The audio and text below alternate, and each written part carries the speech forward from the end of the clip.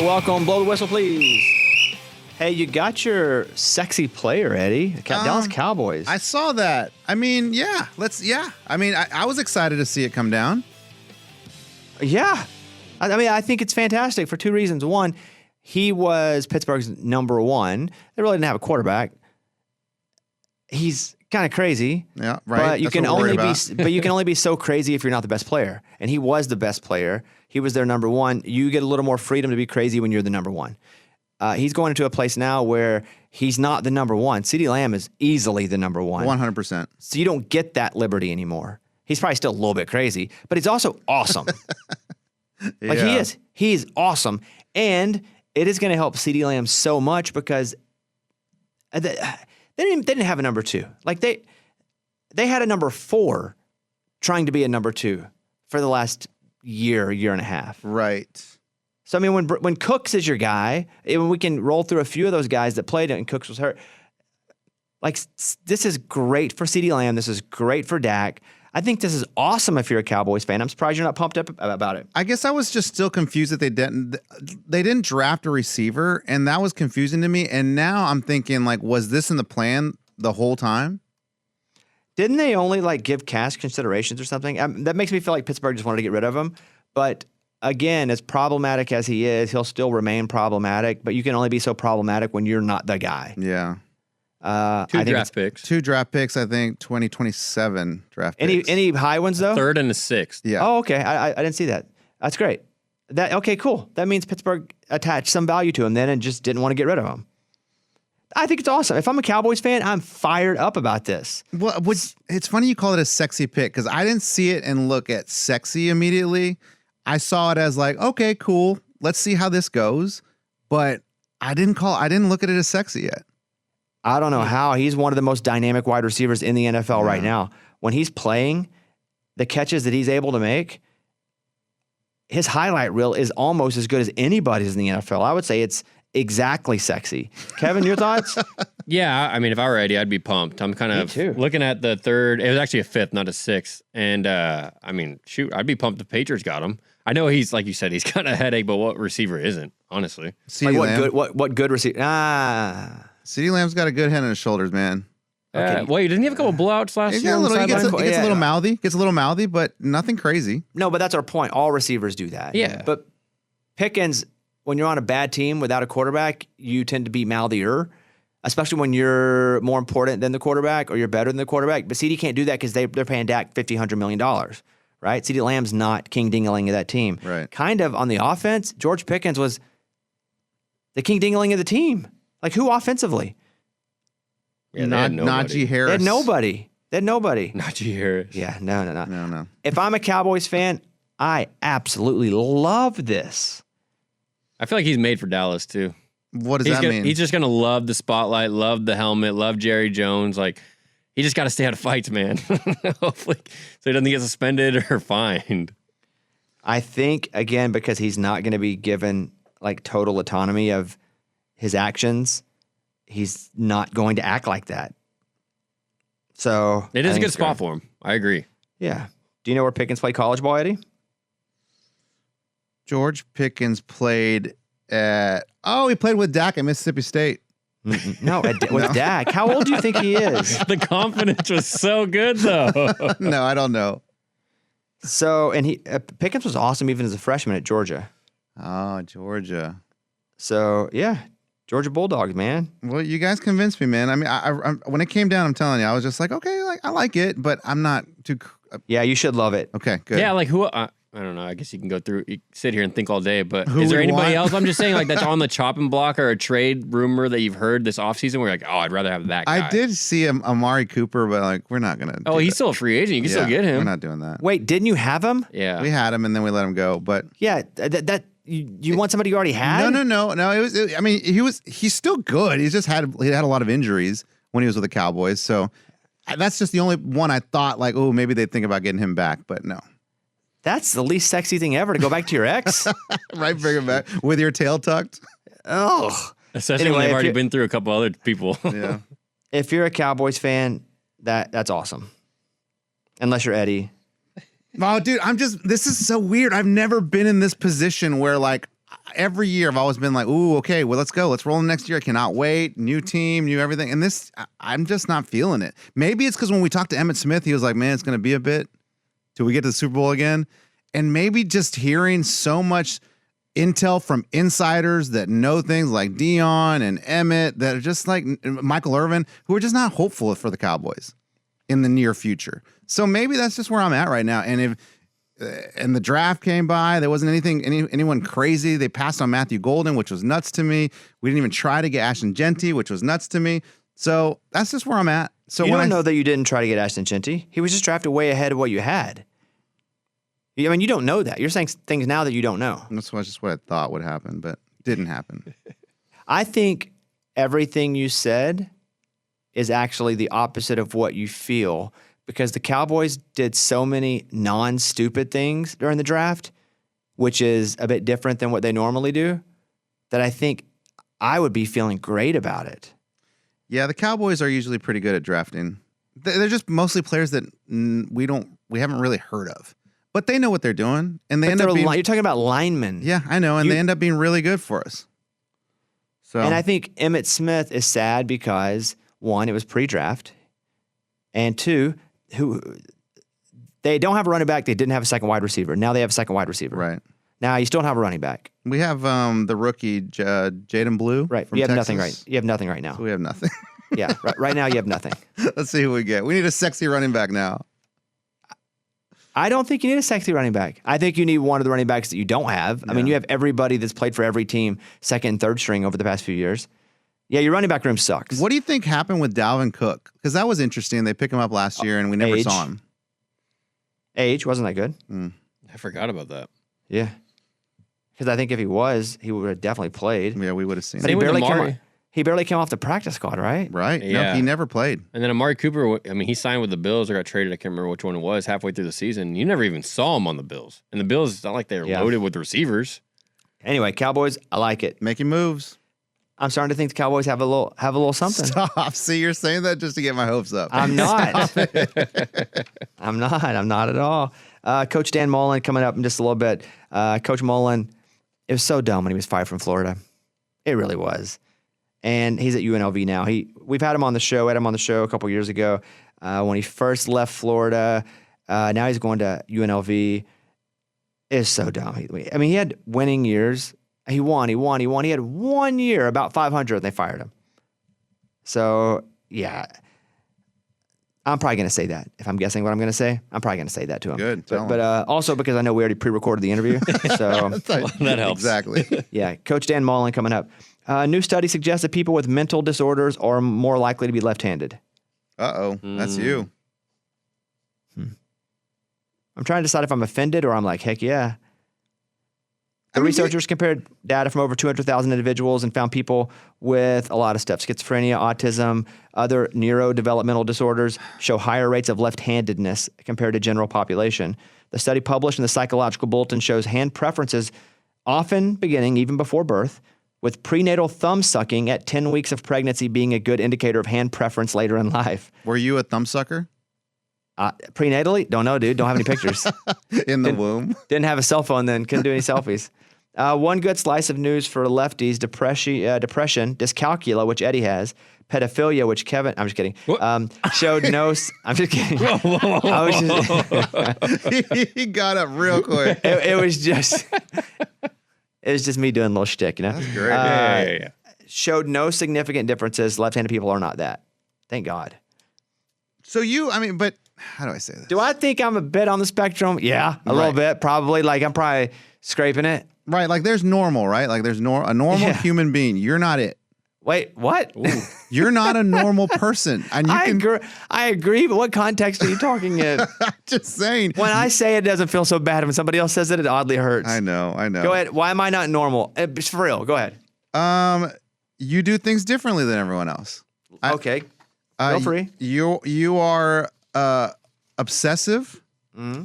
You go too hard at things when you really shouldn't, like competitive, like pickleball. It's just in your nature.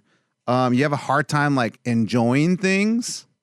Couldn't a lot of that be based in trauma though? Is it from a childhood? Totally. Yeah. But I mean, I'm just, you have these little things to you, and I'm not going to call them disorders, but they're little things to you, and you're left-handed. So I'm saying it's kind of falls into place here. I think, if not on, I'm very close. Like I'm like next door neighbors in a neighborhood where the houses almost touch each other to being on the spectrum.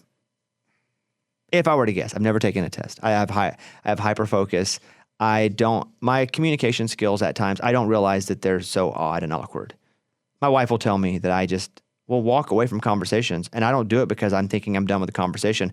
I'm just like, must move on. And I don't know, it's just weird. I'm kind of jealous of that one, dude. When you do that, that's so awesome. I don't do it on purpose. I'm not like proving a point. No, I know. You just do it, but I'm telling you, like, I can't, my body will not allow me to do that. I just kind of like stare and like, I have to be here. I can't leave. I'm stuck. And not you. You're just like, I'm leaving. But again, it's not a thought I have where it is, I am bored, I'm going to be rude and walk away. It is almost a lack of understanding of what humans are supposed to do. So I just, all right, I think I'll go now. It's pretty amazing. And my wife at first, when we got married, would be like offended by it. And I think now I'll start walking away and she's like, hey, you're doing it. Huh? She grabs you. She's like, we're still in the middle of something. And I'm not mad or anything. I was like, oh yeah, that's probably a good point. I should probably just finish this conversation. There's a YouTuber named Lucas Ball, aka Pygmy. He didn't sit down for 5 days. Oh, I can't do that. Like he stood up for 5 days straight? Yeah, to test the health benefits of avoiding prolonged sitting. 5 days. What about he wanted to do it for standing? a week. Well, he wanted to do it for a week. He cut the challenge short on day 5. Standing all day isn't a magic fix. Experts recommend alternating between sitting and standing. Yeah, no crap. Yeah. You also got to sleep. Right, laying down is part of it. That's from the New York Post. I did want to put somebody on my YouTube, Bobby Bones channel, not the show one, and pay them to count out loud to 100,000. You know how hard that would to see if they can do it. Yeah, like get somebody $1,000, and you have to count out loud 1, 2, 3, and I would give a reward if anybody catches them. Not, they get $100. Dang. Dude, you know what would be the hardest part is just keeping count. Yes. Yeah. Like For that you would long. forget. Keeping focused. 319, 800. Oh God. Yeah, that's tough. You'd almost just have to be by yourself in a room or something, right? Which would also drive you crazy. Yeah, dude, but you still have to concentrate on what you're saying. Would you take that challenge for $1,000? Yeah, I would take the challenge, but I don't think I can complete it. I don't think my mind would just go somewhere else. Like when I read a book, I'll go one page where I'm reading, and then next thing you know, my eyes are still reading, but my mind's thinking something else. Mm-hmm. Okay, I said, how long to count to 100,000? To count to 100,000 out loud, here's a rough estimate. Average person takes about 1 second per number. So 100,000 seconds. So 27.78 hours. It would take nearly 28 hours of nonstop counting to reach 100,000. No breaks, no stumbles. No. It's terrible. You have to. I'd pay somebody $1,000 to do that live on my YouTube channel. If they could do it. Now $1 million. To count to $1 million? $1 million? That'll take a week. I think Mr. Beast did it, and it took him 40 hours To do $1 million? to do 100,000. Oh, that's already been done? Yeah, that's kind of how he blew up. Oh, I'm like 10 years behind Beast. Yeah, we're not doing that then. All right, Didn't even know that. 200,000. Hey, 100,005. Yeah, there you go. So to count to $1 million, what do you think? What do you think? Like how A guy how did long? it. A guy did this in 2007. $1 million? Oh my gosh. Yep. That was before YouTube. What's so stupid is it actually sounds easy, like you're just counting, right? But there's no way, and especially 40 hours for 100,000, like that's crazy. If no eating, no sleeping, no breaks, which I'm not saying would be the rule, but it would take 12 straight days to count to $1 million. That's so stupid. A guy named Jeremy Harper did it in 2007. It took him 89 days. He live streamed it. He went to sleep, but wake up and would count again. So it took him 89 days. He live streamed 16 hours a day. 89 days? What is that, like 4 months? Well, 30 days in a month. Oh, It's almost 3. I knew you were going to do the math. Well, before you could have figured that out rounding. real quick. Yeah, 3 months. That's crazy. The world record for the most push-ups in an hour. How many could you do, Eddie? In an hour, I can probably do 100. You can do more than 100 an hour. Dude, my arm is so bad now. I can barely do 10 push-ups. Oh, so yours is injury based. Yeah. Oh yeah. If I was healthy, 110? we'd rock it. 110. 120. 3,206 push-ups in an hour. Woo! That's 53. That's 53 per minute. What was Herschel Walker's deal? Remember we tried that? He'd wake up and do whatever it was, like 200 push-ups, 200 sit-ups a day. That was what it was. I don't know what it is, but yeah. The most digits of pi recited is 100,000 digits. I don't even know what that means. He memorized pi 3.12 blah, blah, blah, for 100,000 digits. I only know 3.14. Yeah, whatever it is. I said 3.12 like an idiot, but yeah. The longest time standing still, the human statue record. The human statue. This is Times Square. The guy dressed as silver. Oh, yeah. What do you think about that one? I mean, it's got to be like a week or something, right? No chance. No chance. Standing still. Yeah. Not just standing. Because no leaning, no sitting, no talking, just standing still. Okay, 24 hours. 35 hours. Whew. Longest plank ever held. I did a 5-minute plank one time. And that's what made it. Wow. Eddie Garcia, 5 minutes. Nashville, Tennessee. There he is. Wow. 9 hours, 30 minutes, and 1 second. I was going to guess like 6 hours. Dang. Yeah. 9 hours? Yeah. Abs of steel. Somebody Longest feed time you? spinning a fidget spinner on one hand. I feel like you can do that forever. 13 minutes, dude. Oh, really? Oh, wow. Yeah. And then I guess it just falls off? Yeah, or you die. One of That's the two. movie. You will stay alive as long as you can spin the fidgeter. Yes. Finally, the longest time without sleep. This person did it for a school science project. That sounds dangerous. Without sleep. So it can't be like a year. You're dead, right? I'm going to say 8 days. Oh, can you imagine? Not that many. 4 days. So I'll tell you, but after day 4 of this, he was hallucinating. Yeah. But he made it 11 days. Wow. 11 days. That's crazy. So he made it through, like, after 4 days, he's hallucinating, and the rest of the time, he's just, like, seeing stuff? I wonder what if that's how we get to other dimensions? What about, why can't it just be your brain is freaking out? It could, but what if your brain has to get to a certain place because of exhaustion or and that's how you get to other dimensions and you get to, or talk to people in the afterlife. Kevin, this is where he loses me. This is where that left-handed thing comes in.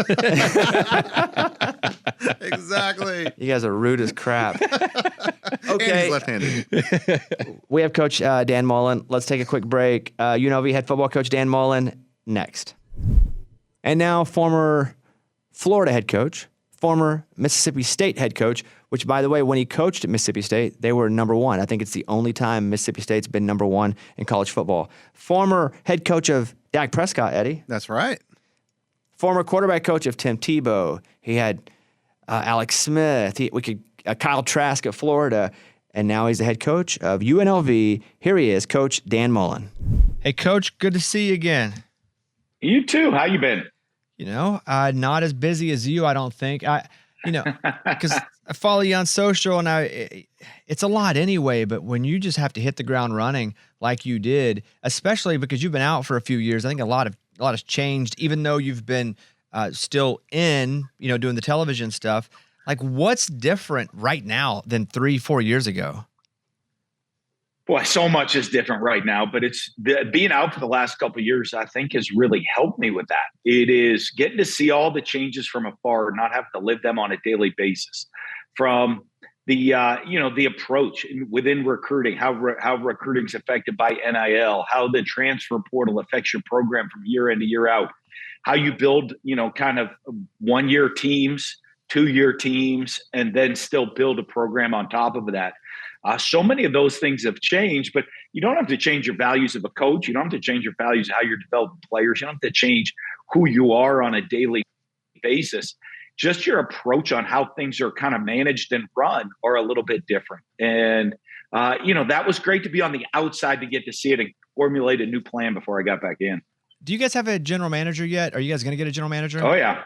Well, we Lee Davis. She's our chief of staff and our general manager as well. And so she's been with me a long time, and she does a fantastic job she did a great job putting our roster together this year. yeah, that's what I was going to ask. Like, what is her specific role?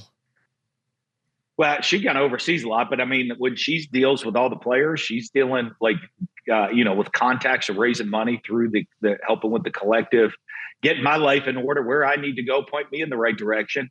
But, it is a little different. A lot of the players are going to meet with me. I'm going to go through how we're going to develop you, how we're going to coach you, what your role is in football in the program. And then they don't discuss any of the money, any of that stuff with me. That's all done through the collective, and she works with them to get that done. You should have never had to leave Florida. I've said it many times. It should have never happened. So I'm assuming you had many calls over the years going, hey, you want to hop back in, coach? Why UNLV? You know what? That is. I did have a lot of calls, and I had to get excited about it. There was, you get a call and be like, okay, like trying to talk yourself into to what's great about this job. And if you have to talk yourself into what's great about the job, it's not the job for you. So, I came out here a couple of years ago. Tim Tebow was getting put into the College Football Hall of Fame.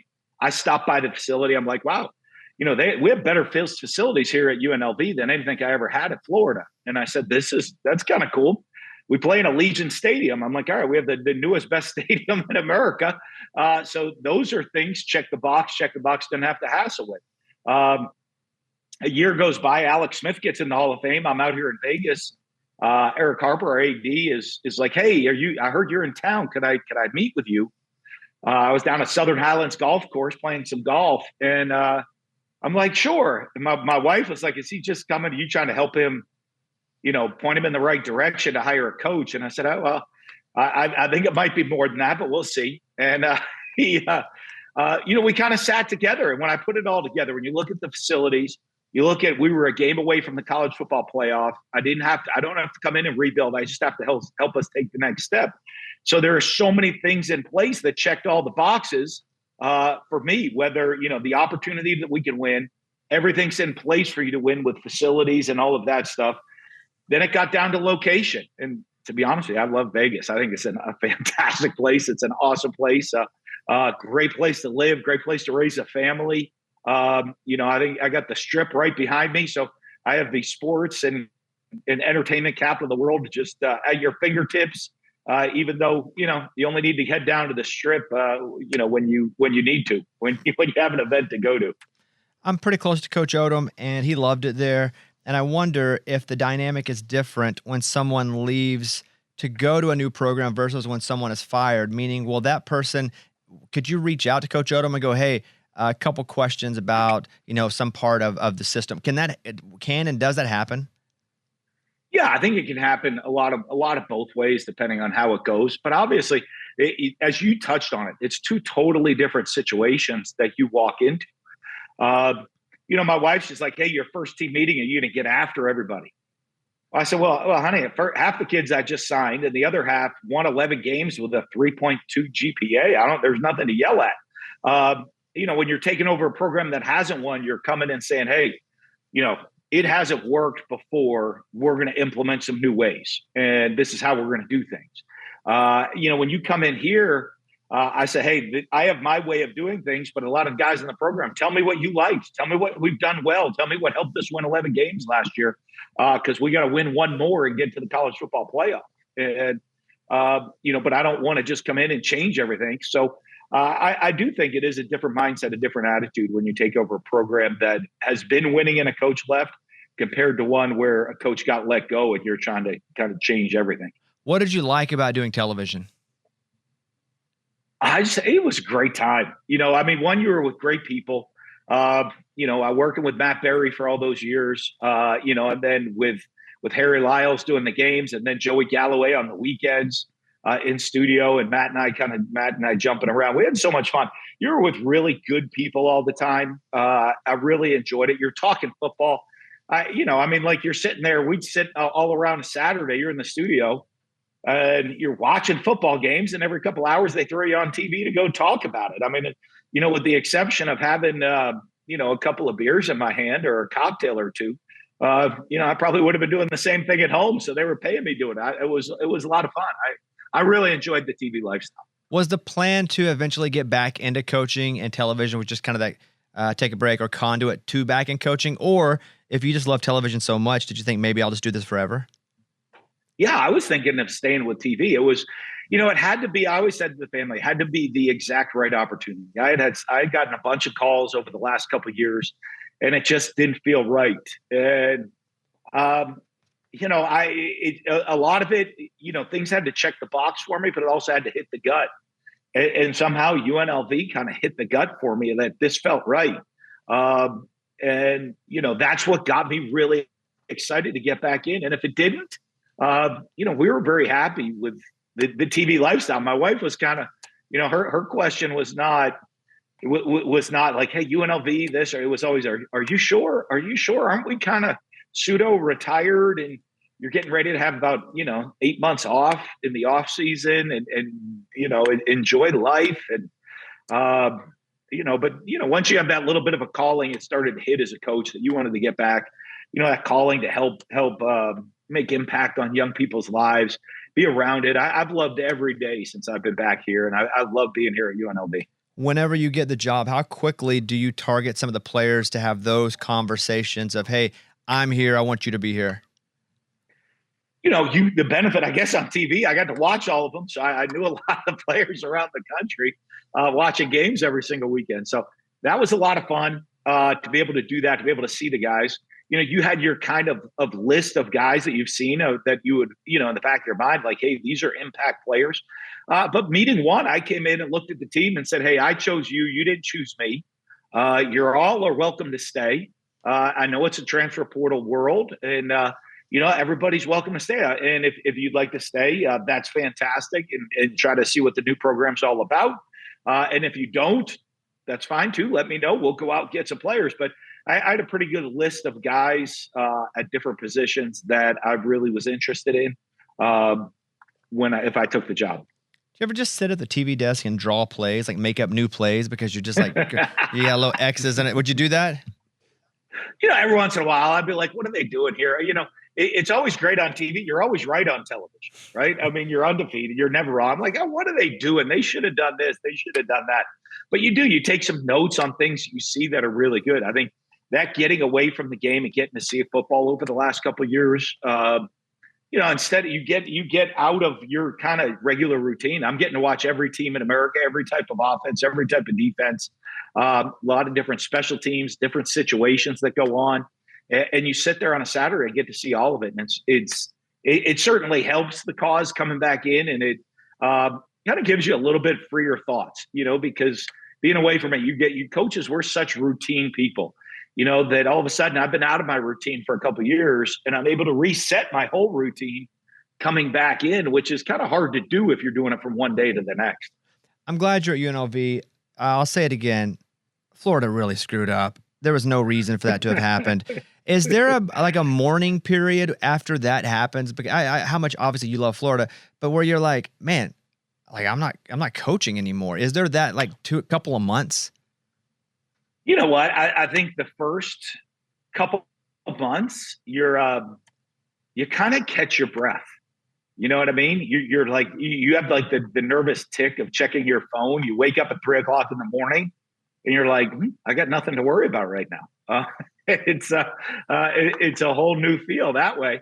And, but all of a sudden then you start getting used to it, enjoying the lifestyle. One of the first things I got to do, I remember is going to one of my son's basketball games. It's like, hey, Dad, thanks for coming to the game. I know a lot of times you can never come to my games because you got recruiting, you got coaching, you got the team, you got all these other things. And so, for me, that was so amazing to get to be able to do that and realize there's so much out there in life, just besides football. And, and I got to really enjoy that aspect of things. Even though your call, you kind of know your calling in life. You have your, you love what you do. When your calling in life is to impact people's lives, make positive impact on young people's lives, and do it through the game of football. You kind of miss it. Yeah. I would miss it pretty quickly. I think I would like sleeping in though. That's the hardest part of my job. Is I have to wake up at 4 a.m. every freaking day. What was the best part about not? What was the best part? Just like letting your like organs calm down from always being so tense. It was you were relaxed. I mean, it was that first breath you took was like, and then all of a sudden, spending 20 years in the SEC. You start going around and you see life a little bit, and you realize you're like, boy, I didn't know that the whole world didn't revolve around SEC football. I thought that's all that mattered in the entire world. And, you get around and you start living life and enjoying other things. And it's kind of the ability, it was like a huge weight just gets lifted off of you. And you're like, kind of like, and it was nice, but when you're used to having that weight on your shoulders, I always say to everybody here, I want to win. I want to create expectations at UNLV that put the weight right back on my shoulders, because that's just what I'm used to. That expectation of winning. I think we're at a place where people are really excited. They haven't won championships here at UNLV. I want to win championships and get it to the point where we're expected to win championships here, and that's just kind of our crazy personality that all us coaches have. We're all kind of a little bit out there, in ways that way. I know when you talk coach, you're like, well, these guys are a little bit nuts, but that's just kind of the expectations we like to put on ourselves. You talked about Alex Smith, and you were out there for the Hall of Fame for Alex. What was he like as a player? Like, what separated him as a college player? He was so special. He's one of the most intelligent people you're ever going to meet. I think he graduated college in 2 years. And his ability to process information, I had to change how I coached after coaching him, because, you'd sit there and say, hey, remember we did this 3 weeks ago. And he can recall every single check, every play, why we checked it, what the defensive look was that we wanted to run it against. And he was so smart, could process information so well. And I think that's one of the most important things at the quarterback position, is the ability to be able to process. And he did that so well. It kind of got to, it almost made you lazy as a coach, because, he would sit there and I'd be like, hey, remember we did this, last year. He'd be like, oh yeah, it was on that play. Like, oh, good. Okay. So let's move on. And he made life so easy for you, but the ability to talk football, we were so close. He's just such an amazing person as well.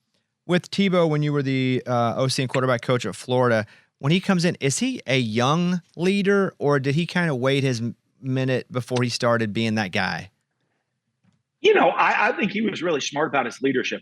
He was going to come in and lead by example day one. And if you know Tim, the work ethic, the drive, the type of person he is, that leadership he just exudes in his personality. He let that come out day one. Now, Chris Leak on that team, when he showed up, was the senior quarterback. And I think, he kind of worked with Chris. It was not, hey, I'm coming in to lead the whole team. I'm going to work with you as the leader of this team, but I'm going to be able to lead in the way that I just carry myself on a daily basis. And I think that, that was a really good combination between those two, helped us win the national championship. And I think their combination together really helped make that work. Yeah, I hated that year because Arkansas played you guys in the SC championship, and I went to Atlanta, and you just Leak would run the offense, and Tebow would just shove it down in the end zone, and it was misery. It was misery. The Urban called that fake punt back deep in our goal line. The funniest thing about that game, I think we were winning at halftime. And Jeremy Foley's the AD, sticks his head in the box. He said, hey, USC just lost. So if we win, we go to the national championship. And I said, oh, fantastic. I think our first two possessions were a pick six and a fumble returned for a touchdown. And I'm like, oh my goodness. And then we went 3 and out, and Urban called the fake punt and kind of turned the game, and we took it over from there. Yeah, that sucks. You remember that? Yeah, I remember. And I broke my tooth like during the game because I was eating popcorn. I broke my tooth at halftime, and then after it was miserable. But I just remember Leak and Tebow, and now I feel sad again. Hey, Coach, I'm super pumped that you're back in. I think they deserve you. and you deserve them, and screw everybody else is what I say. Before you came on, and I'm in Vegas. You are. You got to drink a lot of water. You got to drink a lot of water, Coach. You got to. Hey, I got to see Carrie Underwood. I saw Darius Rucker the other night. You got the Golden Knights in the playoffs. He's living life. I mean, you have every show. I can go to every UFC fight. We got Kenny Chesney's coming to the Sphere in a couple weeks. Yeah. That's going to be an unbelievable show. It's all right here. The Sphere's about a half mile down the road. It's Vegas. We're rooting for you, Coach. Thank you for the time. Can't wait. Are you doing spring game, by the way? Are you guys doing that? Like, most are off now, so what's happening? Yeah, we finished spring, not last weekend, 2 weekends ago. We just did a scrimmage. I guess the one thing is I called up and I said, hey, all right, we have a spring game. What's going on at Allegiant Stadium? And they said, well, Coach, you got a little problem for your spring game. I said, what? It's called WrestleMania. They're taking the stadium over. So, there are the pluses and minuses of all of that, right? I have all of this. They're like, hey, here's the minus. You can't have a spring game in your stadium. Here's the plus. You can go to WrestleMania if you want. So it's there's a little bit of give and take of it. Oh, well, Coach, we had a spring scrimmage. We had a great time. Have a great rest of the day. Thank you for the time. We're pulling for you guys this year, and hopefully we'll come out there and see you sometime. Awesome. Anytime. Great to be with you. Go Rebs. Thanks, Coach. Eddie, what do you have? Well, boys, I have a big announcement. Oh. This is big, big, big news, and I never thought I was going to be here, but it's happening. I'm coming out of retirement. I thought you were going to say coming out of the closet to be funny. I don't know why. And I was going to be happy for you. Thank you, man. But the way you set it up, and I was like thinking and then you said, I'm coming out. I was like, he's really going to do this? Okay. You coming out of retirement for what? Basketball coaching. I'm back, boys. Hey. I am back. Not by choice. Don't get excited. Not by choice. I'm Head or assistant? ahead. I am hiring my son as my assistant. Dang. My oldest son. I got fired. Yeah, you did. Well, you have kids coming, so Yeah, that's true. So wait, what age are you coaching? 6 years old. So I mean, I think it's pretty. It's low key. Like, it's just kind of chill basketball. It's 6 years old. What are they gonna do? Like, they're not gonna. We're not gonna strive to win the championship. If my coach of my kid ever said we're not going to strive to win the championship, I would not want to play for that coach. Well, I don't think they have a choice because I got the roster and I don't even know any of these kids. So, like, basically, the team wouldn't have happened if I wouldn't have stepped up to coach. Well, that's cool. I'm glad you did that. I'm just saying I probably wouldn't say, we're not here to win a championship. I just don't know how skilled these kids are yet. I haven't met my kids yet. I don't know what your own kids. No. I have my 6-year-old's on the team. Okay.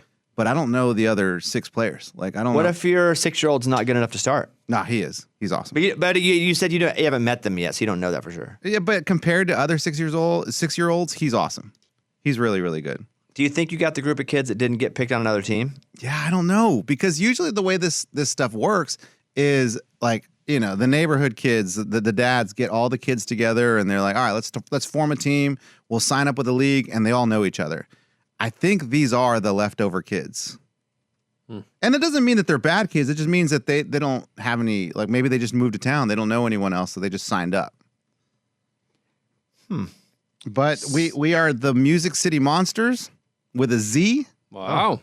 And yeah, man. I mean, who knows? Maybe they are really good and maybe we win the chip. Don't know yet, though. Los Osos de Malas Noticias. What? The Bears what? Los Osos de Malas Noticias. The Bad News Bears. Good job, dude.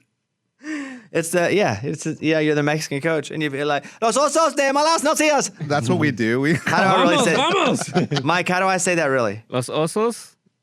Yeah, so is that Bears? Yeah. De Malas Mal noticias. Noticias. Los Osos de Malas Noticias. There we go. We got it. You're the Bad News Bears of basketball. You can win that thing. I mean, we really could, man. We'll see. We'll see how it goes. It's pretty awesome though. My 17-year-old, he's my assistant, which is great. I send him to all the meetings. I'm like, dude, go to the meetings, tell me what they say. Oh, so you don't have to go? No, so you're the general manager then. No, I'm the head coach, dude. I'm the dude who just kind of like, hey, will you do that for me? Hey, drop a couple plays for me. They're beating us. They're doing zone defense. Will you change something up on the offense? All that kind of stuff. I don't have to deal with it. Just tell my assistant what to do. You are the general manager. He probably loves it though, huh? He does because he loves my 17-year-old loves basketball.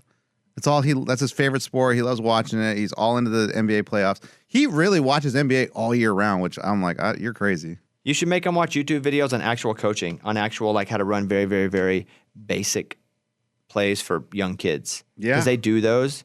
And I'm talking about, you don't have to do like high school, but they do very, very basic. It's the kind of videos I watch if I'm trying to learn why an offense is doing something. I'll watch like 8-year-old versions of them.